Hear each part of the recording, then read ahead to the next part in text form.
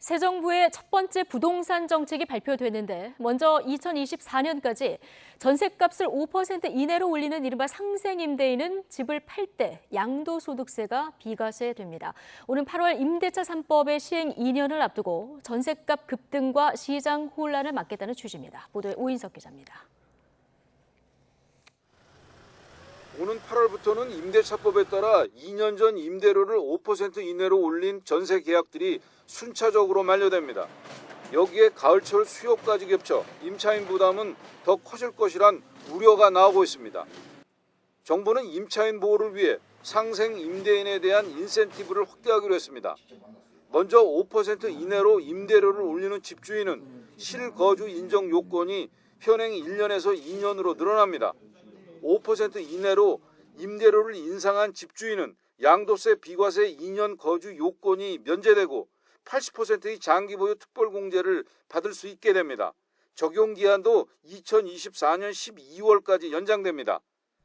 다주택자도 임대료 인상폭을 5% 이내로 묶은 뒤 다른 주택을 모두 팔고 1세대 1주택이 되면 거주 요건 없이 양도세 비과세 혜택을 받게 됩니다. 임차인에 대한 지원도 강화됩니다.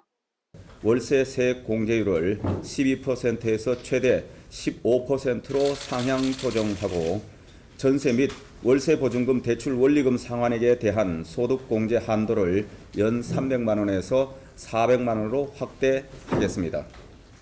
또 앞으로 1년간 갱신 계약이 만료되는 임차인에 대해서는 8월부터 버팀목 전세 대출의 보증금과 대출 한도가 늘어납니다.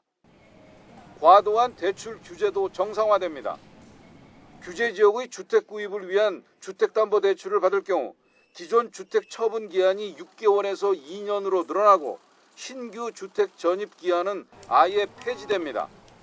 생활 안정자금 목적의 주택담보대출 한도는 1억에서 2억 원으로 확대됩니다. 또 시가 9억 원 초과 고가주택 보유자는 이미 전세 대출을 받았으면 퇴거 시까지 전세 대출 보증 연장이 허용됩니다. 주택 가격이 상승하여 전세 대출이 금지되는 고가 주택이 되는 경우 전세 대출이 회수되는 불합리한 점이 있는데 이를 전부 해소하겠습니다.